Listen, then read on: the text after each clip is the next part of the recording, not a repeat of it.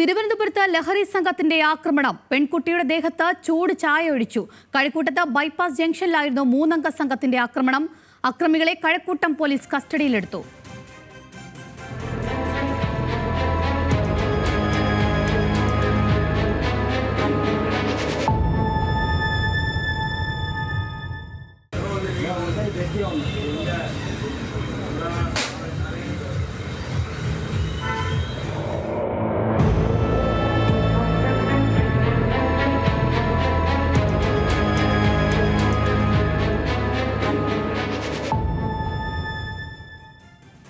വിവരങ്ങളുമായി അഞ്ജു ജയപ്രകാശ് നമ്മളോടൊപ്പം ചെയ്യുന്നുണ്ട്. അഞ്ജു, ആ ദൃശ്യങ്ങൾ വ്യക്തമാണ്. ചായ എടുത്ത് ഒഴിക്കുന്നതൊക്കെ.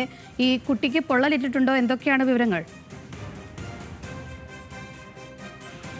സംഗീത, അല്പം മുമ്പാണ് കഴക്കൂട്ടം ബൈപ്പാസ് ജംഗ്ഷനിലെ കടയ്ക്ക് മുന്നിൽ ലഹരി സംഘം വലിയ തോതിൽ ആക്രമണം അഴിച്ചുവിട്ടത്.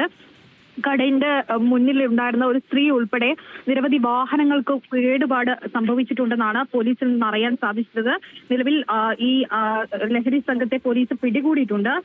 കഴക്കൂട്ടം സ്വദേശികളായിട്ടുള്ള അമ്പാടി, ആദർശ്, നിതിൻ രാജ് എന്നിവരാണ് പോലീസിന്റെ പിടിയിലായത്. ഇവർ അവിടെയുള്ള സ്ത്രീയുടെ ദേഹത്തേക്ക് ചായ ഒഴിക്കുന്നതും കടയ്ക്ക് മുന്നിലായി ഈ സംഘങ്ങൾ ചേർന്ന് അക്രമം നടത്തുന്നതും ഒക്കെ ദൃശ്യങ്ങളിൽ കാണാൻ സാധിക്കും. ഇത് ചോദ്യം ചെയ്യാൻ എത്തിയ ആളുകൾക്ക് നേരെയും ഇവർ ആക്രമണം നടത്തിയിട്ടുണ്ട്. പിന്നാലെയാണ് കടയുടമ പോലീസിനെ വിവരം അറിയിക്കുന്നത്. പോലീസ് എത്തിയാണ് മൂവരെയും സ്റ്റേഷനിലേക്ക് കൊണ്ടുപോയത്. പക്ഷെ സ്റ്റേഷനിലെത്തിയിട്ടും ഇവരുടെ ആക്രമണം അവസാനിപ്പിച്ചിട്ടുണ്ടായില്ല. പോലീസുകാരെയൊക്കെ അസഭ്യം പറയുകയും അവരെ ആക്രമിക്കാൻ ശ്രമിക്കുകയും ചെയ്തതോടെയാണ് 3 പേരെയും പോലീസ് അറസ്റ്റ് രേഖപ്പെടുത്തിയിരിക്കുന്നു എന്ന വിവരം ഇപ്പോൾ പുറത്തു വരുന്നത്. സംഗീത, ശരി, വ്യക്തമാണ് അഞ്ജു.